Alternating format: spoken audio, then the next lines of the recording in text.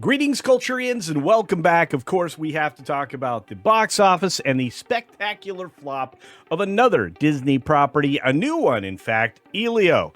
Elio probably is one of the worst performing films of all time compared to the budget and the production time that it took, and it's definitely the very worst film that Pixar has ever released. We got to talk about it, so here we go. Now, before we get started, just a quick reminder, double check you're still subscribed to the channel. We are headed for 40K and we're very close. I need all of you to help me out. Let's share the video out there along with comments, likes, everything that you can do. Even share it out to Facebook and all those other social media places because it needs to get everywhere and we need to build the channel to 40K. We'll have a little bit of a celebration and then we'll go from there to 50. Because I really want to get to 50. That's a goal for the year, and it's also halfway to 100K, which is my ultimate goal. Let's get into the box office very quickly, and not one that Disney wants us to talk about. Elio is awful. It's a box office disaster, according to Cartoon Brew. That's right, I went outside of the normal trades to get some reality, a reality check in this case, and it is the lowest opening of all time for Pixar and probably will be the worst performer. Take a look at just 1 year after Pixar delivered the highest grossing American animated feature of all time, it released the biggest financial dud of all time. And Elio, at the time of this article release, was tracking for $22 million.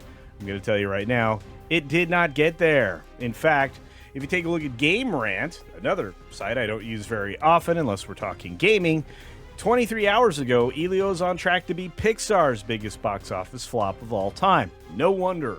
And again, I feel like maybe I said this before this movie released, that this was going to be terrible and the worst performing film ever, at least for Pixar.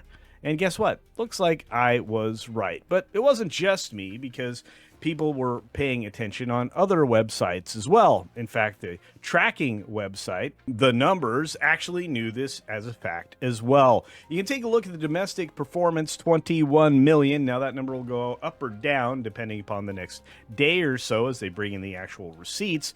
But the international box office wanted no part of this film either, at a measly 14 million. This means that this film performed $35 million globally. That's not a solid open, and one that should have Disney worried about the fact that they are still stuck in the rut of producing material nobody wants. And there is no fictional modern audience to save them. In fact, they shouldn't even be trying to sell that to investors anymore, because outside of the big boys, I think most people realize Disney is no longer a family company. It doesn't produce wholesome entertainment. It doesn't have a future because it cannot rely on any of these things being longed for. And that means with no nostalgia, you got no interest. But I'd be remiss if I didn't actually take a look at what Deadline had to say. And of course, we'll take a look at Variety and Hollywood Reporter. But with this headline, it's relying heavily on the film that outperformed it 28 years later. A $30 million open, a record for the franchise for an opening weekend domestic. And then, of course, the bad news, the third place finisher of Elio at 21 million. That's Pixar's lowest ever opening. Dragon, of course, that's How to Train Your Dragon, actually, had another big weekend at $37 million. And let me tell you, there's no doubt why it's leading the pack. And even though it fell down significantly as far as weekend over weekend performance, it's probably not going to go anywhere for a while as the future openings start to ratchet up. And yet, it's still expected to be a very profitable film. Variety says 28 years later scares up 30 million. It's a very similar headline because they're all owned by the same Penske Media Group. But Elio lands worst debut in Pixar history at 21 million. And do you think there'd be any reason to think any differently? I doubt it. The spunky, alien-obsessed preteen and undead army were no match at the box office for The Fiery Dragon. How to Train Your Dragon in #1 North America despite the presence of two newcomers. And again, just reflect on the fact that Pixar was beaten out by a horror franchise. Elio and Sony's zombie thriller 28 years later just couldn't compete. And to put it succinctly, as Variety does here, Elio has cratered in third place with 21 million from 3,750 theaters. Boy, that is not a good number. And they look like they came up very short of what Disney would have preferred, aiming for 25 to 30 million. The film cost over 150 million, no matter what they say here in Variety. We're rarely going to get the truth anymore. And added just 14 million in overseas earnings, a catastrophic global open of 35 million. I can't even imagine somebody in the boardroom trying to explain why Pixar, their premier animated brand, coming up so short. As Alan Ing said, the film was reminiscent of the terribly received, terribly directed, terrible story of something like Wish, which was supposed to celebrate the 100th anniversary of the company. Oh boy, did that not make that kind of a debut. Experts like David Gross said this is a weak opening for Pixar. These would be solid numbers for any other original animation film, but this is Pixar. And by Pixar's remarkable standard, the opening is well below average. That's bringing a little weak sauce there. David, this was a disaster and embarrassing.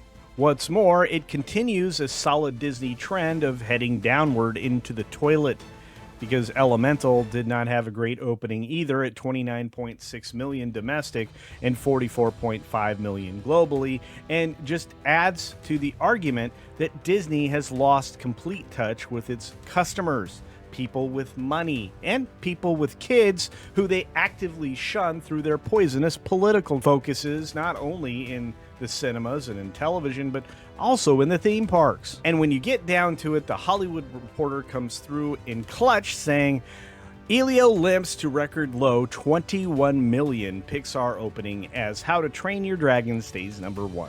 And that's the way you write a headline. And I think something that a lot of people are going to miss here is that How to Train Your Dragon is a live-action adaptation of the original 2010 animated film, one of the better of the original animated films coming out of DreamWorks and Illumination and all the other animated properties they are able to carry at Universal. And that film continues to grow, heading well over 300 million, on their way to 4, and it may embarrass all of Marvel's offerings by the time we get to the end of the theatrical release. Of course, that wouldn't be very difficult. You just have to exceed 500 million to be a big winner there, and I have a feeling that this film, How to Train Your Dragon, will do it.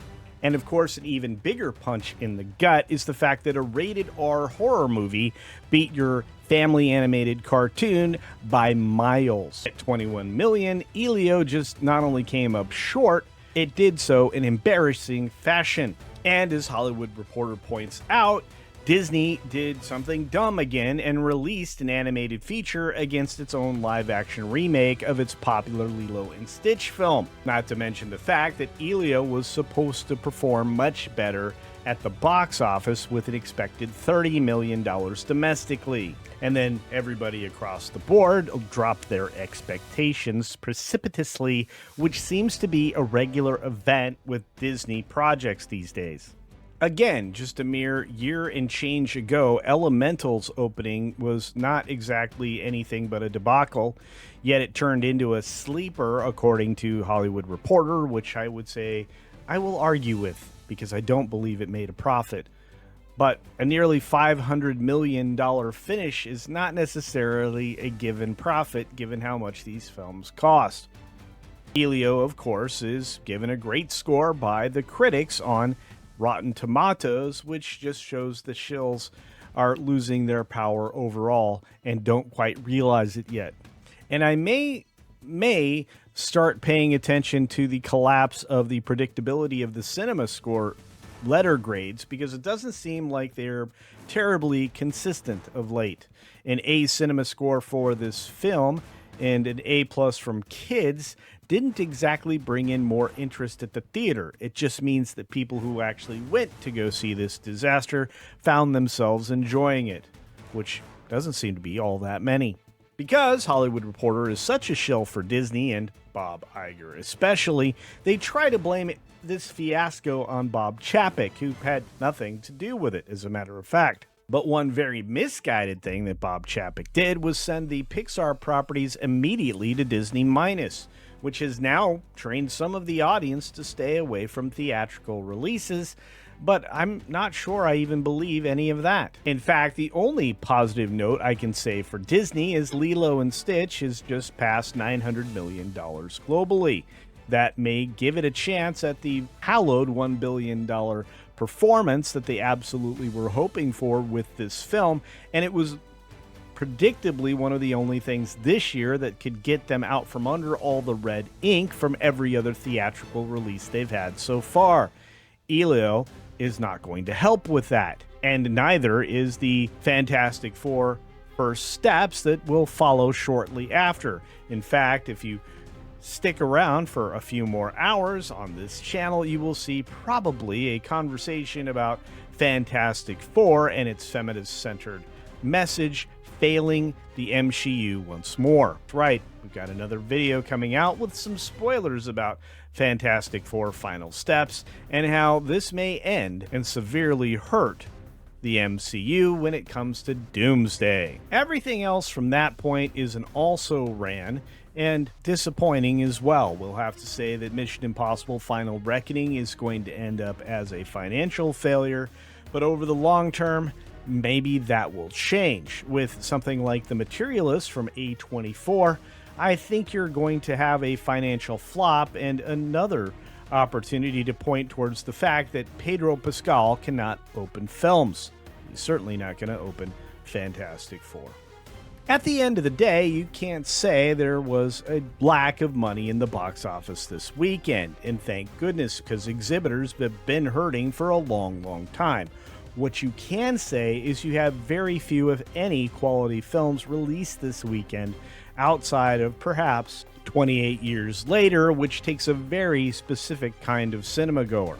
So that just leaves us a question. Is Elio capable of coming back and at least breaking even over the course of the next few weeks? Or has this initial failure allowed this film to sink so low that it's doomed forever? Let me know your thoughts down in the comments section below. And if you have anything else to add or a question or two, drop them down there as well.